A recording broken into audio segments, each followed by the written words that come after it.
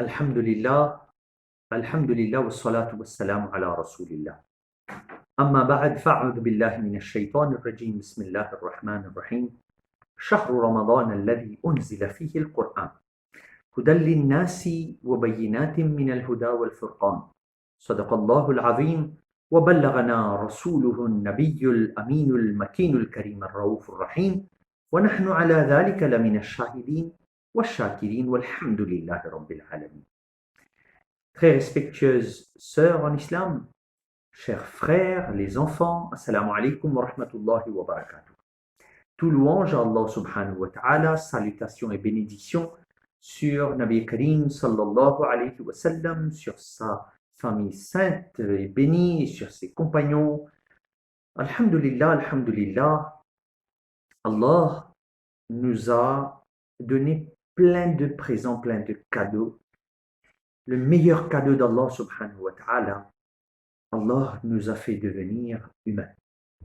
Ensuite, Allah nous a fait devenir des musulmans et nous a mis dans le ummah de Rasulullah sallallahu alayhi wa sallam. On le remercie infiniment. Allah nous a donné deux composants qui nous font devenir cette entité humaine. D'abord, on a le corps et ensuite, on a le ruh.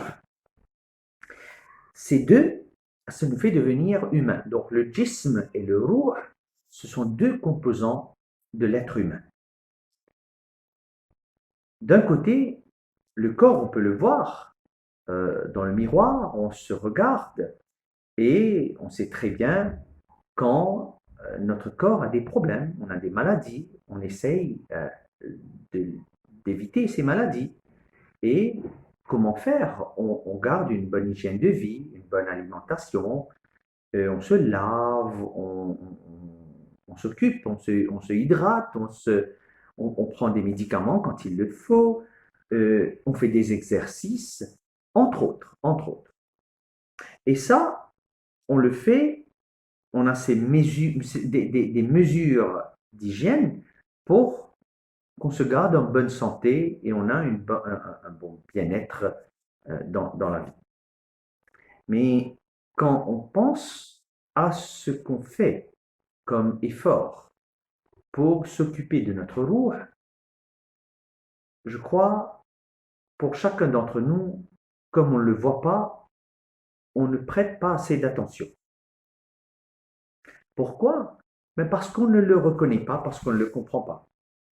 Pour comprendre, c'est facile, surtout pour les enfants, de comprendre l'exemple que je vais partager avec vous. Supposons, je viens de m'acheter d'une nouvelle voiture et je décide d'habiter dans cette voiture. Donc, je m'occupe de cette voiture, je le lave tous les jours, je fais du rinçage, du polissage, je refais la peinture, je m'occupe bien de ma voiture. Et un jour, quand j'ai pas d'argent, quand j'ai pas assez de moyens, je m'occupe moins de moi-même, qui est l'habitant de cette voiture, qui est le propriétaire de cette voiture. Je m'occupe moins de moi-même et je m'occupe plus et je dédie l'argent dans le polissage et le rinçage et le lavage de ma voiture. Et à chaque fois, je refais la peinture et je m'occupe bien de l'aspect externe de cette voiture. N'importe qui aurait un sens de logique me dira Bilal, vous faites erreur parce que c'est vous l'être important. Lui, c'est la coque. La voiture, c'est l'aspect externe. Si vous arrivez à comprendre mon exemple, c'est que pour nous, ce corps, cet aspect externe, c'est cette voiture. On s'occupe de notre peau, on s'occupe de nos vêtements, qui est bien, alhamdulillah, et on néglige l'essentiel, on néglige le réel. Et ça, c'est le ruh. Afin de nourrir notre ruh, Allah subhanahu wa ta'ala nous a imposé, nous a obligé, nous a prescrit le mois de Ramadan. Allah nous dit Shahru Ramadan alladhi unzila fihi al-Qur'an. Allah nous a donné ce Ramadan dans lequel il nous a envoyé le Coran. Et ce Coran, Hudan linnas, c'est une guidance pour les humains. Allah fait le lien entre Ramadan et Coran.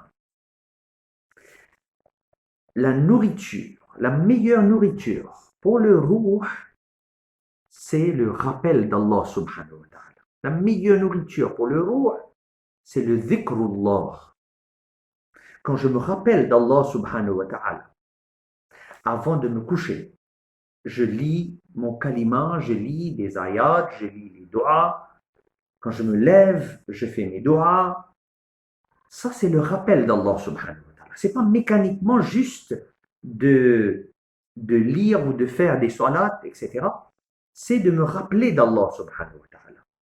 Il faut que chacun d'entre nous réalise qu'à chaque prière qu'on fait, qu'à chaque rakat, qu'à chaque namaz, qu'à chaque salat qu'on va faire, c'est qu'on se rappelle d'Allah subhanahu wa ta'ala.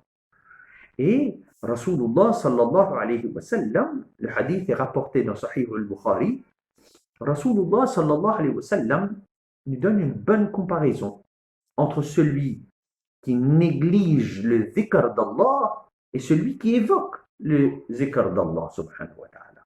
Rasulullah sallallahu alayhi wa sallam nous donne cette comparaison. Rasulullah sallallahu alayhi wa sallam nous dit que celui qui néglige le zikr d'Allah subhanahu wa ta'ala, c'est celui qui est comme le mort. Et celui qui évoque Allah subhanahu wa ta'ala, son exemple est comme celui du vivant. Remarquez cette comparaison, le vivant et le mort.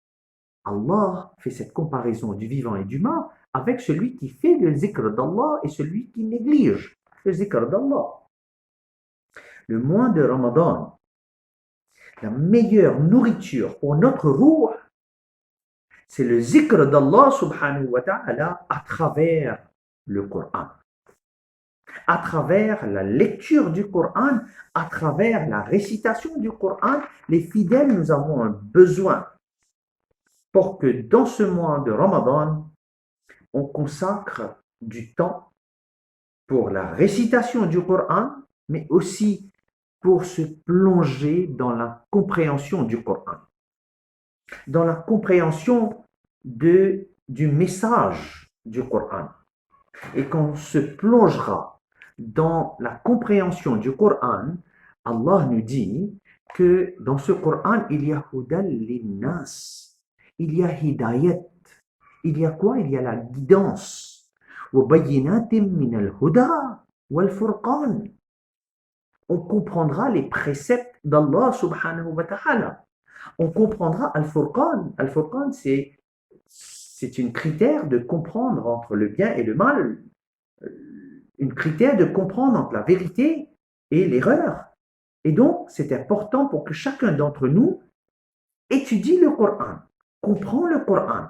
Parce que c'est le seul moyen pour qu'on ait la guidance d'Allah subhanahu wa ta'ala. Et en sus de la lecture et de la compréhension du Coran, c'est important pour nous de se rappeler que nous avons un devoir de continuellement être dans le salawat, à envoyer des duroud sharif pour le ruh de notre chef, Muhammadur Rasulullah sallallahu alayhi wa sallam. C'est le duroud sharif, c'est cette connexion avec le saint prophète sallallahu alayhi wa sallam qui nous guidera vers une bonne compréhension du Coran. Les deux, ça marche main dans la main. Duroud sharif et le Coran. Il faut que ça marche ensemble pour qu'on puisse avoir le rahma, le baraka d'Allah subhanahu wa ta'ala. La première nourriture pour notre ruh pendant le mois de Ramadan, c'est d'abord le dhikrullah qui se fera en particulier à travers la récitation et la compréhension du Coran, ensemble avec le Darul Sharif. Deuxième aspect important comme nourriture pour notre ruh, c'est une conscience de soi. L'anglais l'appelle le self-awareness. Réaliser quels sont les méfaits dans lesquels je me suis ancré pendant des mois, des semaines, des années. Ça peut être la colère, ça peut être la jalousie, ça peut être, peu importe quels sont les méfaits, les gunas dans lesquels je suis ancré. Et cette conscience en soi, ce rappel, ce self-awareness, c'est de pouvoir aussi monter. Le ruh peut monter en niveau afin qu'il s'approche plus d'Allah subhanahu wa ta'ala. Pour que ce ruh monte de niveau en niveau, ça va se faire à travers l'apport de la compréhension du Coran, mais aussi d'être conscient des aspects qui sont les avantages et les bénéfices qu'on a à travers le mois de Ramadan. Je parle d'abord du partage. Le partage à travers le iftar. Quand le moment de l'iftar arrive, il est important pour chacun d'entre nous d'essayer de partager l'iftar avec les autres. Cette communion qu'on aura avec les membres de nos familles, de notre famille. On a cette possibilité, cette habitude à Maurice de partager l'iftar avec ses voisins. Musulmans et non musulmans, pourquoi pas? Pour vous, les frères et sœurs en France, pour vous, les frères et sœurs qui m'écoutent à Maurice, pourquoi pas d'envoyer des gâteaux afin de montrer cette communion qu'on a avec la société.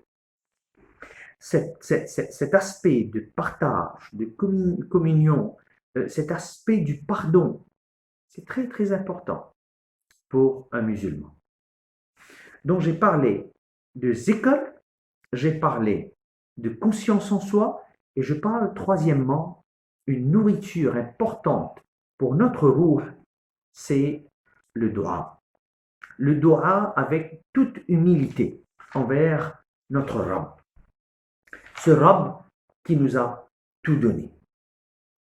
Le dua, ceci juste avant le moment de l'iftar, mais aussi de faire le dua dans la nuit.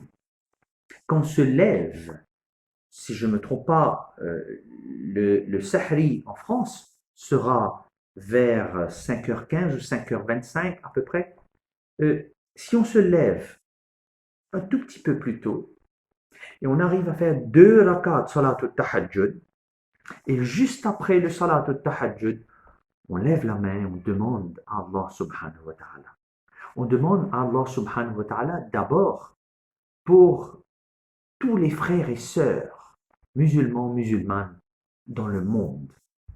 On demande dua de la guidance, de la lumière à Allah subhanahu wa ta'ala pour tous nos frères et sœurs. On demande à Allah subhanahu wa ta'ala non seulement de notre dunya, mais aussi pour l'akhirah. On demande à Allah subhanahu wa ta'ala pour les générations qui vont venir. C'est notre devoir de nous montrer humbles devant notre Rabb. Et ce sont ces aspects, le zikr, le conscience en soi, le dua, qui va commencer à nourrir notre ruh. Le ruh deviendra plus fort, plus joli, plus prêt à nous renforcer intérieurement. Et là, quand le ruh deviendra de plus en plus fort, Allah subhanahu wa ta'ala nous dit que quand ce ruh deviendra de plus en plus fort, on deviendra des bandas spéciales d'Allah subhanahu wa ta'ala qui ont pour objectif, pendant le mois de Ramadan, à la fin de cette ayat qui débute par Shahr Ramadan alladhi unzila fihi al-Qur'an, Allah termine cette ayat en disant La'allakum tashkurun. L'objectif de ce ruh, de se polir, l'objectif de renforcer ce ruh, c'est qu'à la fin, ce ruh deviendra un ruh qui va remercier Allah subhanahu wa ta'ala. Un ruh qui sera parmi ceux qui vont être reconnaissants envers Allah subhanahu wa ta'ala. La'allakum tashkurun. Et Allah aime ce ruh qui sera reconnaissant envers lui. On profite de cette occasion qu'on a le mois de Ramadan qui va arriver, le mois de jeûne qui va arriver. Le mois de jeûne, ça veut dire quoi? Le mois de jeûne, ça veut dire qu'on laisse de côté, on essaye de se préserver, on essaye de laisser de côté des habitudes comme la cigarette. On essaye d'éviter les habitudes coléreuses, on essaye d'éviter les habitudes de manger à tort et à travers. Et on se renforce parce que c'est un mois béni qui arrive, c'est un mois rempli de barakat qui va venir.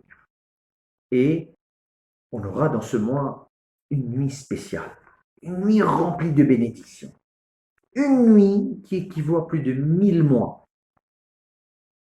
C'est l'occasion pour nous de faire cette réflexion.